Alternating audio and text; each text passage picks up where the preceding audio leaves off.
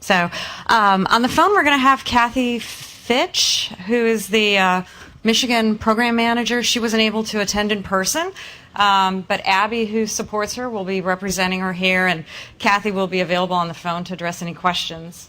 Are you there, Kathy? She can't talk yet? Okay. Okay.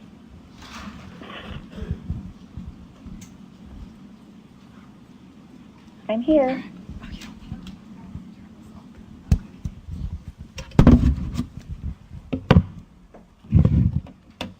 Hey, Kathy, I was told that you'd mainly be chiming in during Q&A. Is that correct? Yes. I'm not going to interrupt Abby's presentation. Sure. Okay. Okay. Good morning. My name is Abby Meyer. I'm a project and grant management consultant working with the Department of Human Services on Michigan's Identity Verification and Authentication pilot. By way of background, I've managed federally funded initiatives under the United States Departments of Labor, Education, Justice, and now Commerce for 15 years. And my focus is in forensic science and criminal justice programs. So while I'm new to identity management, I'm actually very familiar with NSTIC and the research Triangle Institute out of North Carolina from the role that both organizations play in the forensic community. Which makes the project a good fit and a great opportunity to broaden my focus. As Kat mentioned, I'm attending on behalf of Kathy Fitch, who's our program manager. Kathy couldn't be here this week, so we're dividing and conquering. And she's able to participate directly in some technical planning sessions back home this week that are key to our project. So Kathy's clearly on the phone today, and she's going to be available for the question and answer session because as the newest member of the project management team, my technical and historical knowledge for this pilot isn't as deep as those back home. So she's going to be helping to screen some of your questions.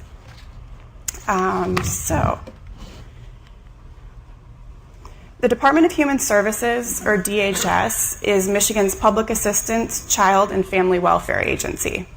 The agency's mission is to improve the quality of life in the state of Michigan by providing services to vulnerable children and adults that strengthen the community and enable families and individuals to move towards independence.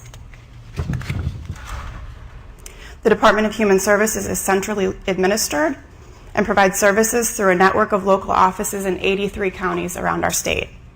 As of February 2014, the unduplicated count of individuals receiving public assistance through DHS was 2.38 million. And the state's overall population is close to 10 million, which means that 1 in 3 Michigan citizens is receiving one or more public benefit. The Department of Human Services manages a multi-billion-dollar budget annually. For fiscal year 2014, the Michigan legislature appropriated $6 billion to DHS. This figure is comprised of state, general, and restricted funding, federal, local, and private funding, and a few other funding streams. On average, DHS pays out more than $250 million in benefits per month across its 5 most commonly used programs. Public benefits provided under the DHS umbrella include food, childcare, cash, medical, and emergency relief assistance. In addition, DHS provides a broad range of social services from child support, foster care, and adoption to domestic violence prevention and migrant and refugee programs. Each public assistance program has unique income and eligibility guidelines, and these guidelines are provided by federal agencies including Food and Nutrition Services, Health and Human Services, the Centers for Medicare and Medicaid Services, the Social Security Administration, and other federal agencies and Michigan statutes. And a statewide plan is required for administering most of these programs. So the DHS staff uses an electronic integrated system called Bridges, as in the Mackinac Bridge, if anyone's familiar with the state of Michigan, symbolic, to determine benefit eligibility for public assistance. This slide offers a visual of the upward trend in public benefits from fiscal years 2004 through 2012. The data shown on this graph is specific to the food assistance program. However, most of the programs administered by DHS show a similar upward trend. Michigan was hit especially hard by the economic downfall of the last decade. Our state's historical reliance on manufacturing, and most notably the auto industry, has resulted in high levels of unemployment for many years, and the need for the types of safety programs that DHS administers has increased steadily. Unfortunately, at the same time that caseloads jumped, the DHS workforce decreased, and this inverse trend made it necessary for DHS to quickly identify new and more efficient ways of doing business. In an effort to address growing caseloads and foot traffic in local offices, DHS began planning for an online application for public benefits. This application is known as MyBridges, and it had the following goals: to give recipients anytime, anywhere access to apply for DHS programs, to reduce the amount of time that DHS staff spends answering phone calls, and reduce the number of recipient visits to local offices. DHS successfully launched MyBridges in 2012 and now receives more than 16,000 online applications for benefits each week. In addition to applying for benefits, MyBridges offers applicants and recipients a number of features, including those shown here. And this additional functionality has further reduced the number of phone calls to eligibility specialists and cut down on foot traffic in local offices. The MyBridges application has been instrumental in streamlining the eligibility process and disbursement of benefits, but the implementation of an online system comes with additional risks. Because the agency's current verification processes are manual and time-intensive, it's difficult for staff to confirm an applicant's identity at the front end of the eligibility process. Applicants face a potentially greater risk of identity theft and may perceive the online system as compromising their privacy and personal information. And with the increase in online applications, DHS has recognized new vulnerabilities to fraud, waste, and abuse. The state of Michigan places a strong emphasis on fraud detection and prevention in public benefit programs. The Office of the Inspector General is a criminal justice agency housed within the Department of Human Services, whose primary duty is to investigate cases of suspected fraud within DHS. OIG investigations have shown an increase in the number of clients misrepresenting their eligibility and identity for public assistance. In fiscal year 2012 alone, the OIG's office identified more than $28 million in fraud across multiple public assistance programs. The Food Assistance Program, formerly known as food stamps, accounted for 50% of this figure. In total, $64 million in fraud has been uncovered by OIG agents in 3 years. But despite the concentrated efforts of eligibility and OIG staff, risks remain. A recent analysis of the DHS caseload revealed a population of current benefit recipients that are deceased, have driver's licenses issued by another state, had a last name and social security number mismatch, and have social security numbers that are not found in public record. We know that not all of these situations are fraud. Some are evidence of human error, and some are from failure to follow policy. However, each of these situations requires investigation, and many will require efforts to recoup taxpayer dollars. And some may put DHS at risk for audit findings, federal penalties, and public scrutiny. To address these concerns, the agency began researching strategies to integrate a tool within MyBridges to assist in verifying applicant identities. DHS hypothesized that identity verification technology could reduce manual processes, mitigate fraud opportunities, and strengthen the security of client information.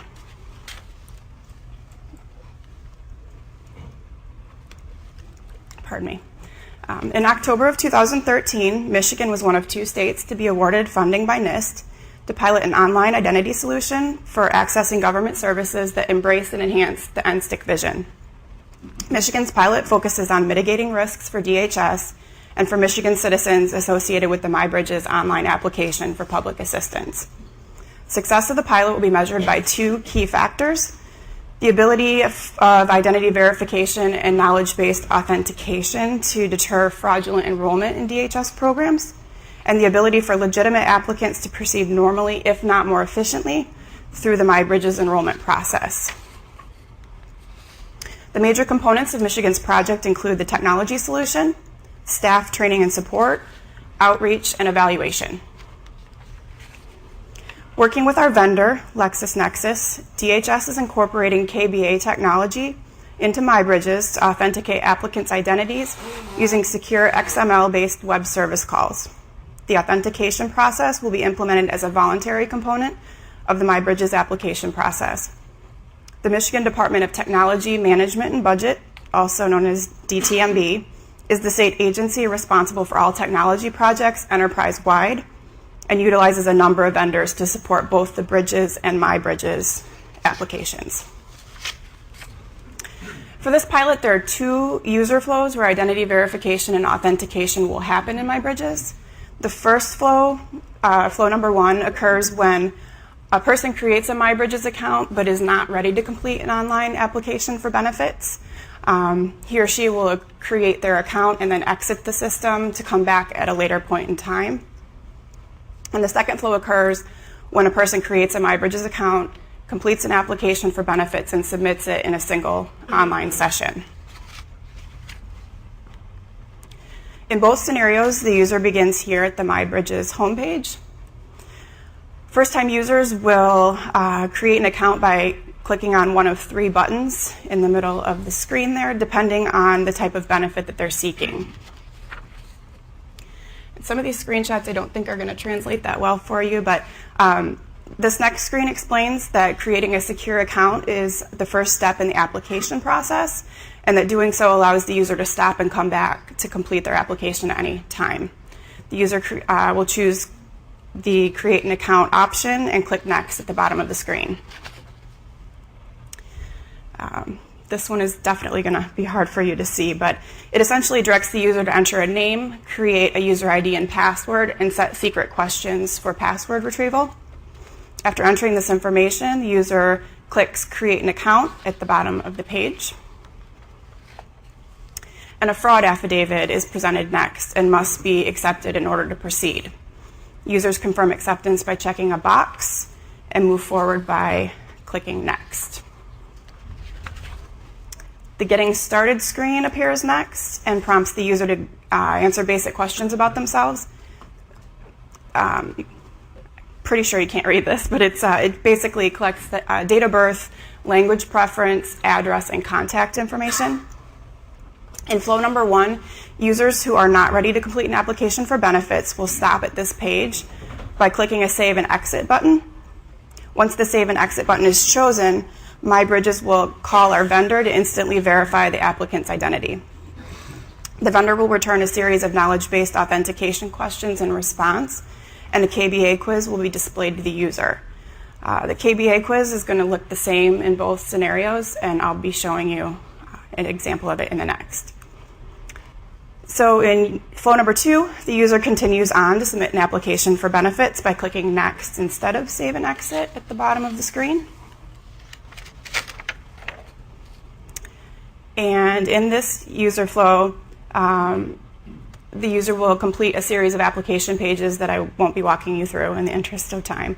But after completing the application, the user arrives at this screen, which it provides an opportunity to review sections with missing information.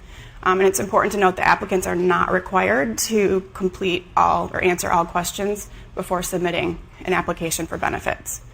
So the user will either address sections with missing information or choose not to, and then click Next at the bottom of the screen instead of Save and Exit. At this point in the application process, MyBridges will call the vendor for instant verification. And as in the first user flow, the vendor returns KBA questions and a quiz page will be displayed to the user. This slide is offered as a visual reference for how the quiz will appear in MyBridges, but in actuality, we've made the decision that 4 questions will be presented along with the opt-out feature. And the quiz is voluntary. If the user attempts the quiz, MyBridges will contact the vendor for instant authentication, and the user will be navigated to a signature page. If the user opts not to take the quiz, the opt-out response is stored in MyBridges, and the user is also navigated to the signature page. Users will not see the results of identity verification or the KBA quiz. This data will be captured in MyBridge's behind the scenes. Upon arriving at the signature page, users are prompted to electronically sign and submit their application, and the online application process is complete. So in addition to using knowledge-based authentication for new visitors to the MyBridges system, Michigan's pilot also includes multi-factor authentication for returning visitors. MyBridge's functionality allows the system to send SMS text and email messages to users as needed. And this functionality will be used as an MFA tool on a select number of sensitive transactions, including changes to household composition, income, and address. The DHS project management and technical teams will identify transaction thresholds that will trigger multi-factor authentication. DHS serves a broad and unique client base, some of whom do not have mobile phones or email addresses. And in these instances, returning users will be offered a KBA quiz in place of multi-factor authentication.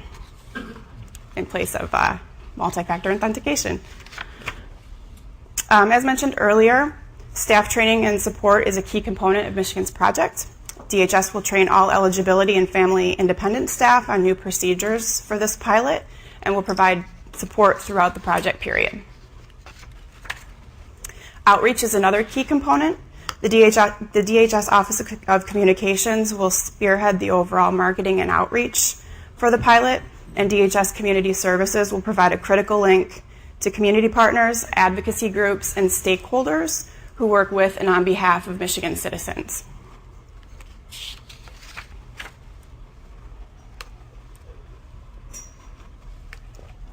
The Michigan pilot is fortunate to partner with the Research Triangle Institute in a year-long mixed methods evaluation to compare DHS service operations and payments before and after the identity solution is implemented. A cost-benefit analysis will also be conducted as part of the evaluation. The RTI team has made 2 visits to Michigan so far to conduct staff interviews and is also working with DHS Community Services and the agency's community partners to conduct surveys of MyBridge's users. The survey model is designed to explore users' knowledge, attitudes, and beliefs about using the piloted solution. This component of the pilot offers an excellent opportunity for DHS where capacity rarely allows the agency to truly evaluate the effectiveness of projects and programs. So we're really excited about this piece. Michigan's pilot is designed to address the NSTIC vision in the following ways. The project is privacy enhancing. Participation in the KBA quiz is voluntary. The vendor's data repository is governed by a risk management framework that incorporates industry standards for information security and privacy, physical security, and compliance. And no sensitive identity data will be disseminated or maintained by the state or shared with any staff working on the project. Michigan's project is secure and resilient. Authentication of applicants' identities uses unique questions that would be difficult to falsify, and those passing KBA are representing their legitimate identities for eligibility determination. And the authentication solution fully conforms to NIST Level 2 guidelines. The piloted solution is interoperable. It leverages verification and authentication tools that are widely used for identity-sensitive transactions in finance, banking, and emergency response. The interaction is based upon common, secure web service calls, making it readily adaptable from a technology standpoint into other states' operations. And a year-long evaluation will memorialize key lessons learned to provide other states with a playbook of challenges and solutions in undertaking similar projects. And the piloted solution is cost-effective and easy to use. KBA products are readily available in the marketplace, and these solutions are typically based on years of vendor development, resulting in costs to the state that are use or volume-based. Once implemented, the KBA solution requires limited maintenance and ongoing support. And the piloted solution will streamline the current benefit application process, require less documentation from legitimate applicants, and enhance client information security. During the project's evaluation, particular attention will be paid to making sure that the KBA process does not unduly burden legitimate applicants. Michigan's pilot has a 12-month project period concluding on September 30th of this year. We've encountered internal and external delays at the beginning of this project, and you can see from this timeline that activity is highly concentrated this spring. Contracting for vendor services was finalized in January, and a federal waiver needed from the Food and Nutrition Services Agency to fully implement our project is pending. A waiver was recently granted to the Florida Department of Children and Families for a similar initiative, and we're drawing from their experience to satisfy FNS requirements. Our project design meeting was held March 20th, and development testing and training will take place this month. We're scheduled to go live in mid-May, and once live, the piloted solution will remain active for the duration of the project. And RTI site visits and evaluation activity will continue throughout and beyond the pilot period. In closing, contact information for Michigan's project management and technical teams is listed here, and Kathy Fitch, our project manager, is joining the QA session by phone to answer questions. And just real quick before we take any, I want to test. Kathy, are you here with us? Can I talk? Can you hear me? Yes, we can hear you. Okay. All right. So far, no questions, but thank you for being there. Yep. I thought I saw one question on the scrolling on the webinar, but And we do have one gentleman approaching in the back. Andrew Nash, Independent. One of the things we discovered in the UK IDEP program, which is dealing with citizen services and similar kinds of programs, is that particularly that there's this problem with citizens, which is unlike most of our other enterprise kind of contexts where we can ignore people that we know not a lot about, that there is this thin file problem for establishing who you are, and governments don't have the luxury of leaving behind 8% of their population, which is kind of the current estimate. The bigger challenge, of course, in social services is that that's a much higher and disrepresentative proportion. You know, it could, it might be 8%, but might also be 60% of your potential payees, for example. The online mechanisms for doing a validation in this context are actually still kind of early. Have you guys approached the problem, and how are you thinking about dealing with the kind of net to catch those kind of folks? I can actually say that this is a topic obviously we have discussed, and a good portion of the client base will likely have a limited footprint of data, if you will. Kathy, can you elaborate a little bit more on the types of questions that we're looking at through the public and private data sources that will be appropriate for our client base? yeah, so we have not actually finalized sort of the full list of questions that we will be implementing. But fortunately, I think Abby mentioned, Florida has been doing a similar pilot for the last almost year, and has sort of been through several iterations and revised the group of questions that they utilize, and they've narrowed in on 35 questions that they feel like are sort of working right now, and we can sort of utilize as a best practice. A lot of the traditional financial type questions, property ownership questions are things that we are going to avoid. So I don't know if that sort of drives towards the question, but we haven't yet finalized. We're actually having a meeting with our vendor next week, and they are going to present to us on sort of how they configure questions, how they've worked with the state of Florida, and so we can make that decision in the next week or so. Okay. We do have a question. I don't think I'm on. We have a question online. Thank you. This question comes from Kimberly with no last name. Does the state make citizen profiles available to citizens to self-confirm accuracy of their data on file and at the external verifier to raise concerns for potential corrections if adequately validated? Kathy, did Okay. you hear that? Yeah, I heard it, and I can read it Great. on my Okay, screen. wonderful. So hopefully I'm answering this correctly. Certainly any personal information that a citizen provides into the MyBridges application is available for their review, and they have the ability to go into the system at any time and make corrections or changes to that information. In terms of the third-party authenticator or our vendor, we don't have the ability to have that a citizen. I guess what you're asking is reconcile the results of a KBA quiz, or if there are false negatives, I guess. So yes, they have access to their information in MyBridges. No, they don't have access to the results of the KBA quiz, and won't know whether or not they, I guess, quote unquote, passed or failed. Does that answer the question?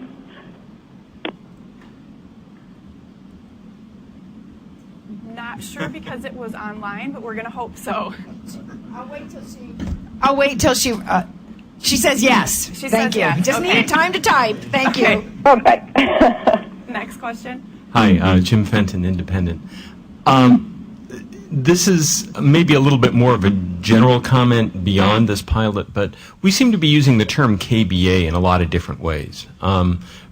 You're using KBA, what you're calling KBA, for what I would consider to be identity proofing, where you're essentially having the user enter some enter some attributes and associate them with an identity or an account that they're creating.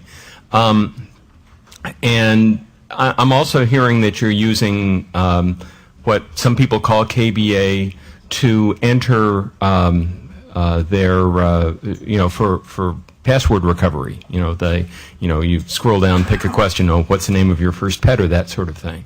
And somehow or other, I feel like we need to disambiguate the term in order to understand what we're talking about when we say KBA.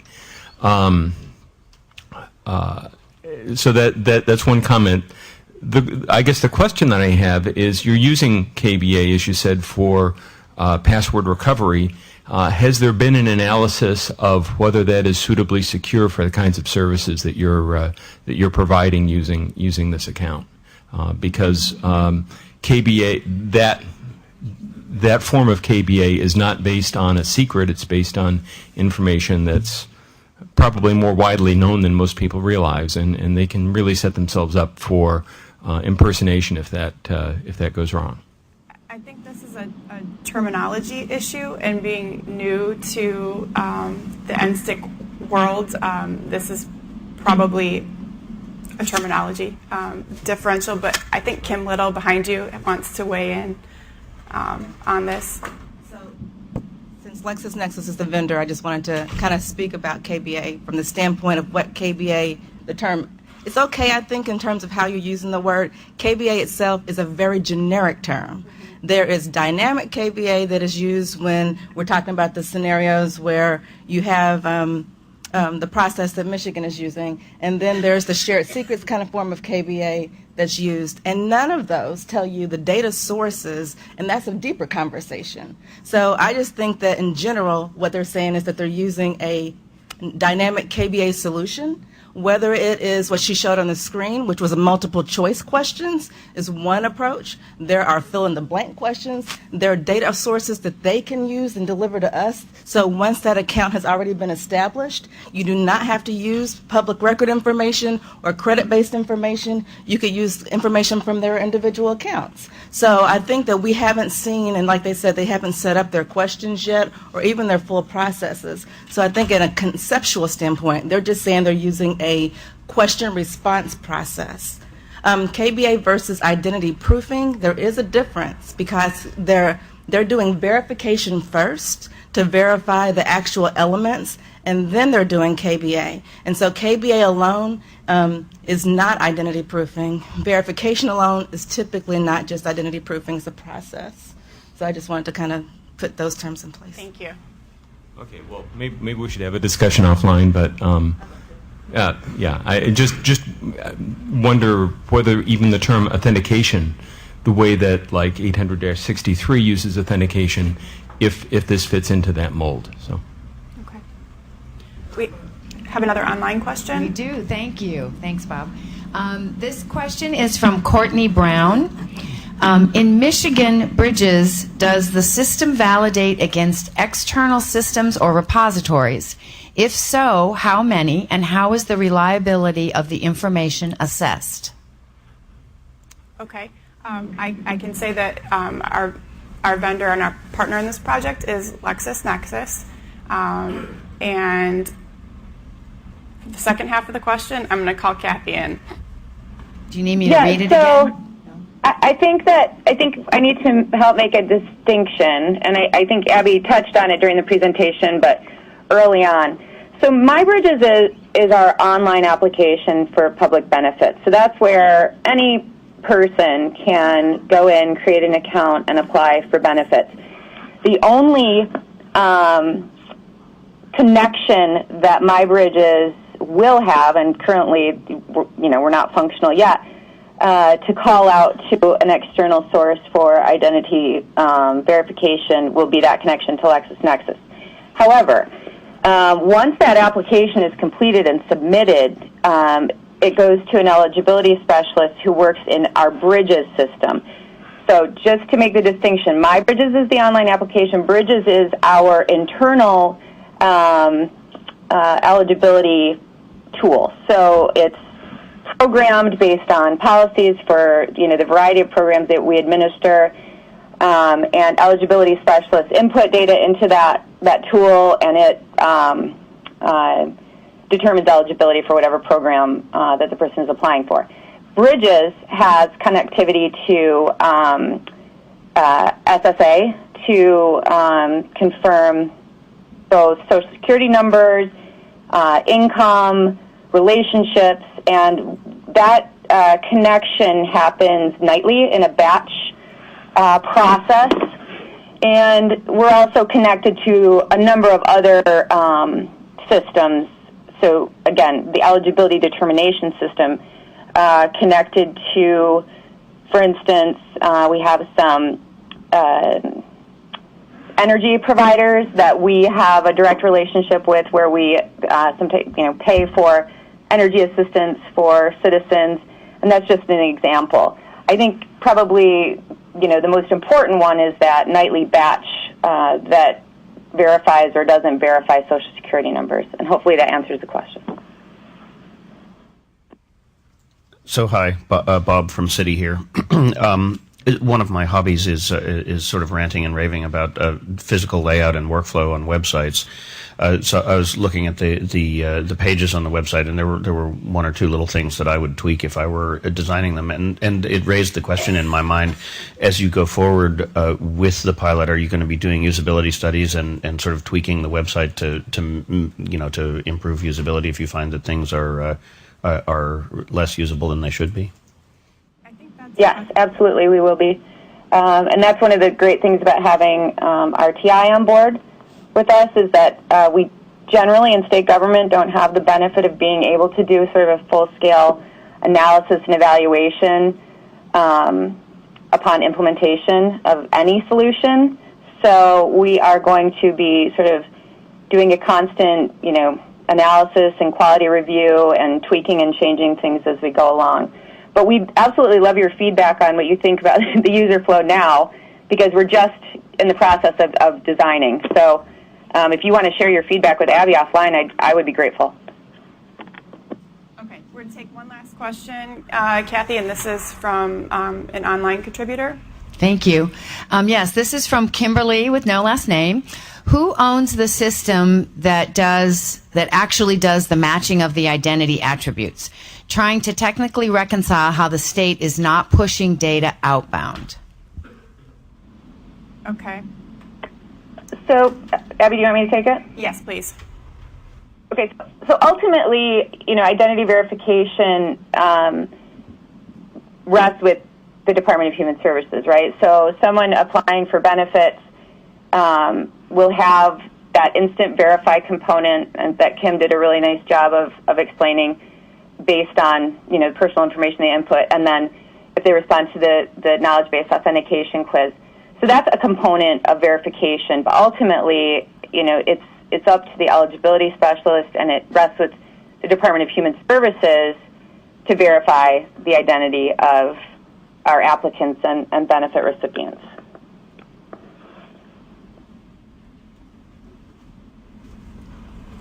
Okay, I think that wraps up our questions, Kathy, and Kat's coming back to take over. Thank you.